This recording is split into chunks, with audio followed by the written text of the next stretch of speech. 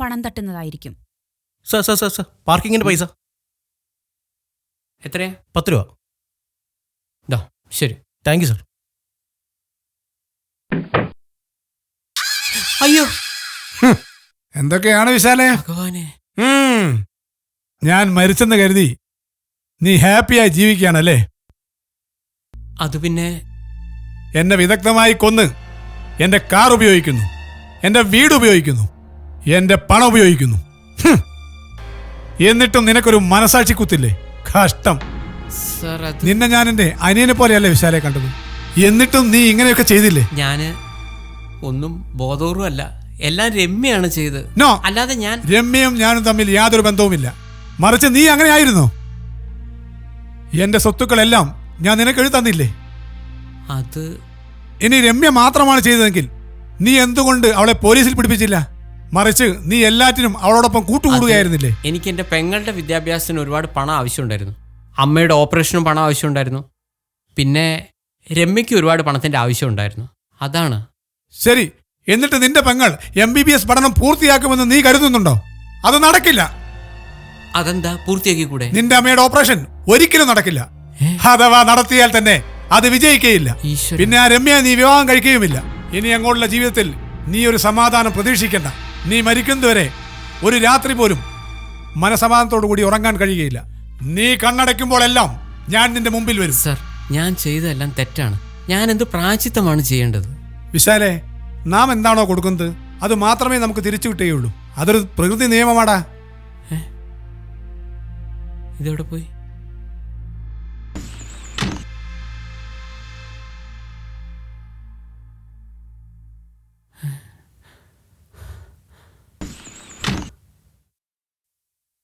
എനിക്കിതങ്ങോട്ട് വിശ്വസിക്കാൻ പറ്റുന്നില്ല. ചേട്ടൻ പുഷ്പം പോലെയല്ലേ ഒരു കോടീശ്വരനായ? അതെ, എനിക്ക് ഈ ചേട്ടൻ MBBS ഒക്കെ കഴിഞ്ഞാൽ ഒരു ഹോസ്പിറ്റൽ തന്നെ ഉണ്ടാക്കി തരണേ. ഈ സിറ്റിയിലെ ഏറ്റവും വലിയ ഹോസ്പിറ്റലായിരിക്കണം അത്. എന്താ, ഉണ്ടാക്കി തരില്ലേ?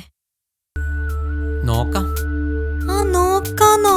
അതൊന്നും പറ്റില്ല. എനിക്ക് ഹോസ്പിറ്റൽ ഉണ്ടാക്കി തന്നേ പറ്റത്തുള്ളൂ. അല്ലെങ്കിൽ ഞാൻ പിണക്കും. നോക്കിക്കോ. അതല്ലടി, പിന്നെ ഈയിടെ എനിക്ക് തീരെ സുഖമില്ല. എന്തുപറ്റി? ആ മനുഷ്യൻ മരിച്ചതിന് ശേഷം ഞാൻ ഇതുവരെ മര്യാദയ്ക്ക് ഉറങ്ങിയിട്ടില്ല.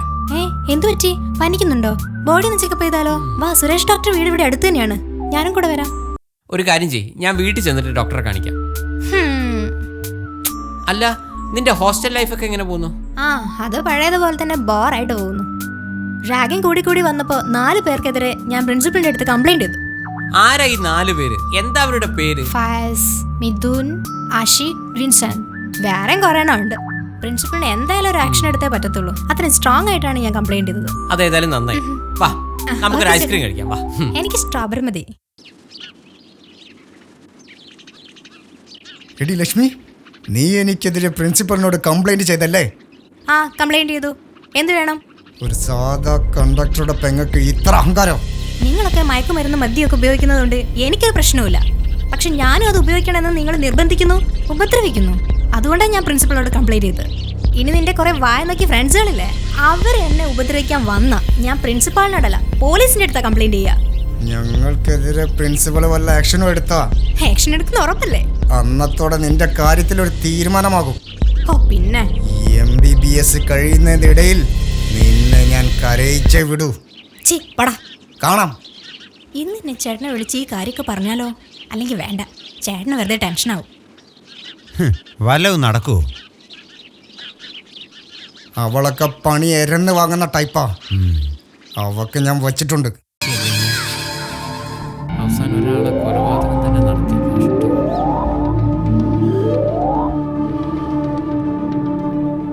ഈ പാവമൊക്കെ ഞാൻ എവിടെ കൊണ്ടുപോയി? കം ഓൺ വിശാൽ, എന്നെ ഒരു നല്ല ഫ്രണ്ടായി കണക്കാക്കി എന്നോട് എന്താന്ന് വെച്ചാൽ സത്യം തുറന്നു പറ. എന്തിനാണ് രമ്യ നിങ്ങളെ ഭീഷണിപ്പെടുത്തുന്നത്? എന്തിനാണ് അവൾക്ക് ഇത്രയും പണം കൊടുത്ത് നിങ്ങൾ സ്വയം നശിക്കുന്നത്? അവൾ ഇപ്പോഴേ എത്രയോ പണം അടിച്ചു മാറ്റി കഴിഞ്ഞു. ഇനി അവൾക്ക് തല വെച്ച് കൊടുക്കല്ലേ? അതൊക്കെ എന്റെ പേഴ്സണൽ കാര്യമാണ്. നീ എന്തിനാ ഇതിലൊക്കെ ഇടപെടുന്നേ? നിങ്ങൾക്ക് അവളെ ഇത്രയും ഇഷ്ടമുണ്ടെങ്കിൽ എന്തുകൊണ്ട് അവളെ കല്യാണം കഴിക്കുന്നില്ല? അത് കുറച്ച് ദിവസം കൂടെ കഴിഞ്ഞിട്ട് മാരേജിലേക്ക് കടക്കാമെന്നാണ് ഞങ്ങൾ കരുതിയേ. നോക്ക് വിശാൽ, അവള് വല്ല വീഡിയോ കാണിച്ചാണ് നിന്നെ ഭീഷണിപ്പെടുത്തുന്നതെങ്കിൽ അവളെ വല്ല കള്ള കേസിലും കുടുക്കി ജയിലിലടപ്പിക്കാം. നിങ്ങൾക്കറിയോ, ഇവിടുത്തെ SP എന്റെ അങ്കിളാ. നിങ്ങളൊരു വാക്ക് പറ, എന്താണ് പ്രശ്നം? എന്തു പ്രശ്നം? നിങ്ങളെ ഭാഗത്ത് നിന്ന് എന്തെങ്കിലും തെറ്റ് സംഭവിച്ചിട്ടുണ്ടെങ്കിൽ അത് ക്ഷമിക്കാൻ ഞാനും അച്ഛനും തയ്യാറാ. അതെപ്പോഴും ഓർക്കണം. ഓ, വല്ലാത്തൊരു ഏർപ്പാടായി പോയി. എന്തൊരു കഷ്ടാണോ. എൻ്റെ അച്ഛൻ എന്നെ കൊന്നില്ലെന്നേ ഉള്ളൂ. നീ ഇപ്പൊ തന്നെ അവളെ വിളിക്ക്. അവളെ വിളിച്ചിട്ട് വലിയ കാര്യമൊന്നുമില്ല. വിളി. എടി ലക്ഷ്മി, നിനക്ക് ഞങ്ങൾ വെച്ചിട്ടുണ്ടടി. എന്താ നിനക്ക് വേണ്ടേ? എന്നെ കോളേജിൽ നിന്ന് ഡിസ്മിസ് ചെയ്തു. ഞങ്ങൾ ഇനി ഡോക്ടർ ആവില്ല. നിന്റെ പരാതി കാരണമാ അങ്ങനെ സംഭവിച്ചത്. Very good. ഇനി നിന്റെ കുറെ ഫ്രണ്ട്സ് ഉണ്ടല്ലോ, അവരുടെ കാര്യത്തിൽ ഉടൻ തീരുമാനാവും. ചെന്ന് പറഞ്ഞേക്ക്. ഇല്ലടി, ഇതൊരവസാനമല്ല, തുടക്കമാണ്. നിന്റെ കണ്ണിൽ നിന്ന് കണ്ണുനീരല്ല, ചോര ഞാൻ പൊടിക്കും. ഇനി നീ നിന്റെ വീട്ടിൽ ജീവനോടെ എത്തില്ല, ശവമായി എത്തൂ. നോക്കിക്കോ. ഇതെന്താ ഭീഷണിയാ? അതടി ഭീഷണി തന്നെയാ. വെച്ചിട്ട് പോടാ. അവളെ തീർക്കണെങ്കിലേ 10 ലക്ഷം രൂപയെങ്കിലും ചെലവാകട്ടോ. ഞങ്ങളിപ്പോ ഒരു 5 ലക്ഷം രൂപ തരും. അതിലങ്ങോട്ട് പൊരുത്തപ്പെട്ടോണം. നമ്മളിത് ആദ്യമായിട്ടൊന്നല്ലല്ലോ ഡീൽ. 5 ലക്ഷം രൂപയൊന്നും പറ്റൂലട്ടോ, മുതലാവൂലേ? ഓ പിന്നെ മുതലാവാൻ നീ ഇതിൽ വല്ലത് ഇൻവെസ്റ്റ്മെന്റ് ചെയ്തിട്ടുണ്ടോ? ഞാനിപ്പോ ഒരു 50,000 രൂപ അങ്ങോട്ട് തരും. ബാക്കി അവള് ചത്തെന്ന് ഉറപ്പിച്ചതിന് ശേഷം. അതെ,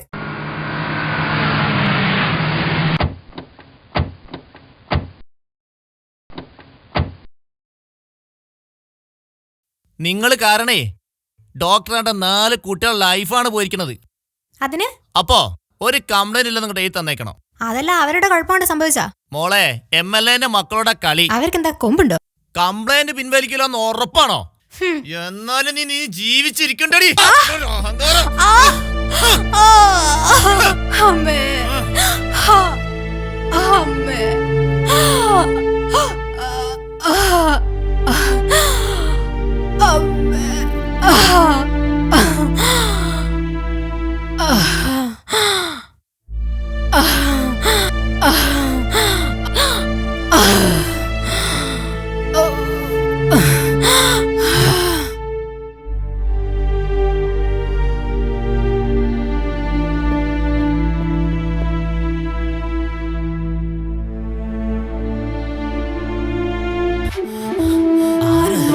ലക്ഷ്മി, അയ്യോ ലക്ഷ്മി.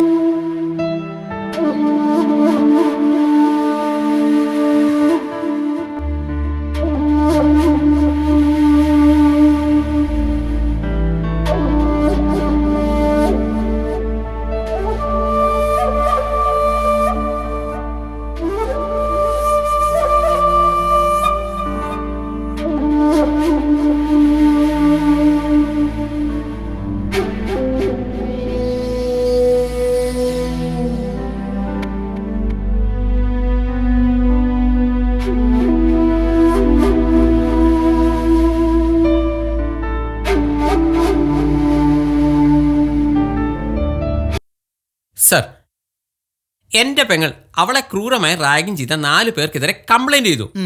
അവർ ഭീഷണിപ്പെടുത്തി ഫോൺ ചെയ്തല്ല അവൾ റെക്കോർഡ് ചെയ്ത് വെച്ചിട്ടുണ്ട്. ഈ തെളിവെല്ലാം വെച്ച് അവരെ അറസ്റ്റ് ചെയ്തൂടെ? വിശാലേ, ഒരു രക്ഷയില്ല. അതെന്താ?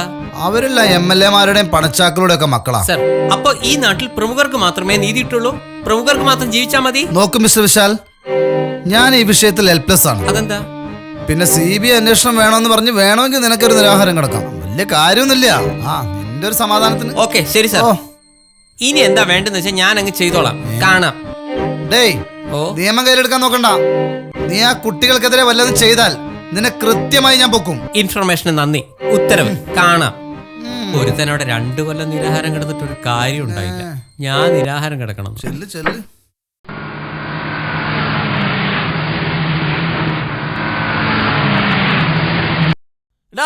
ആ MLA മകൻ നമ്മക്കിട്ട് പണിതടാ.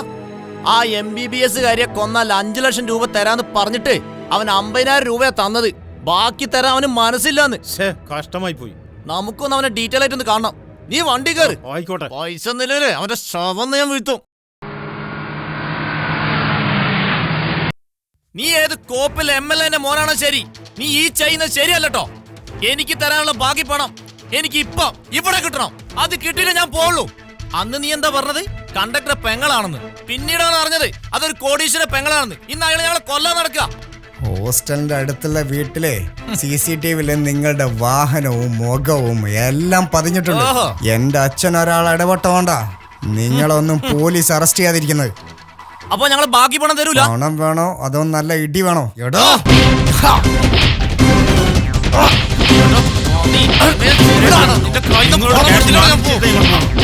ശരിക്കും അറിയില്ല ഈ കൊണ്ടുപോകുന്ന ആരാന്ന്. നിക്കണവിടെ.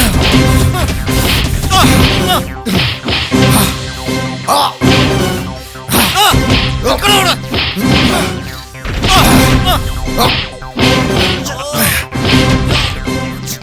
പോലീസിന് അടി കൊള്ളാൻ ഞങ്ങൾ രക്ഷപ്പെടാൻ നിങ്ങളില്ല.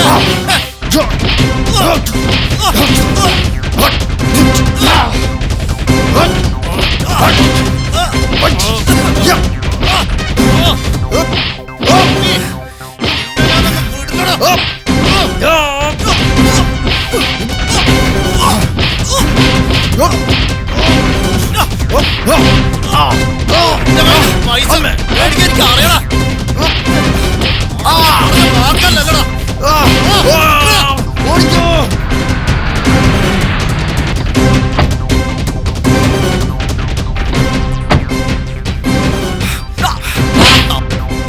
ചെറ്റേ, നീ അല്ലടാ എന്റെ പെങ്ങളെ കൊന്നേ.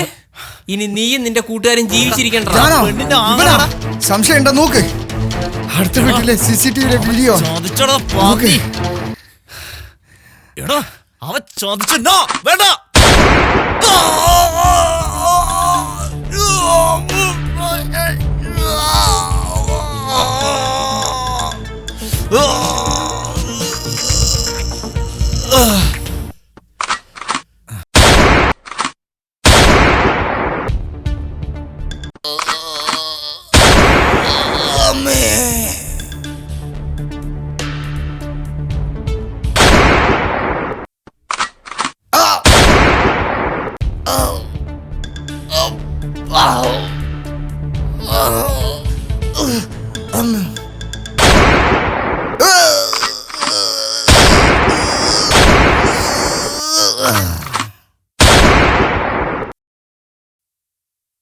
എന്താ വിശാൽ, എന്താ അത്യാവശ്യമായി കാണുന്നു പറഞ്ഞേ?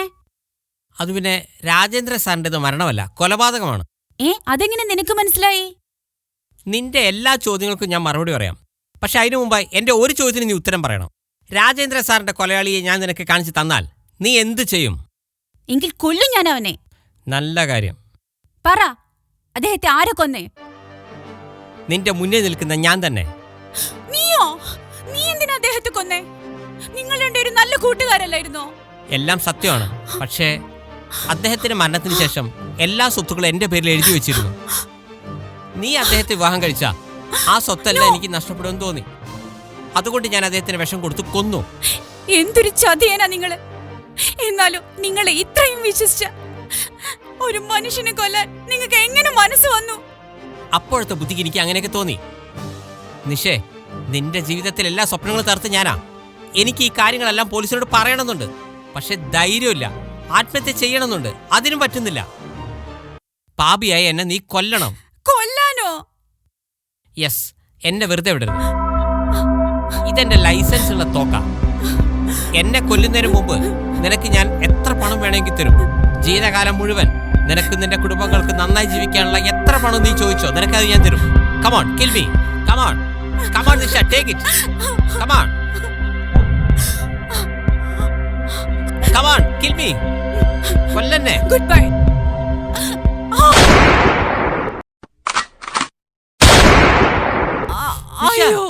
നീ എന്തായി ചെയ്തേ? വിടില്ലടാ നിന്നെ ഞാൻ. എന്നോട് ഇത്രയും വലിയ ചതി ചെയ്ത നിന്നെ ഞാൻ ഒരിക്കലും വിടില്ല. നിന്നെ ഞാൻ മരിക്കുന്നവരെ ഉറങ്ങാൻ സമ്മതിക്കില്ല. നിഷേ, നിഷേ, നിഷേ. നോ.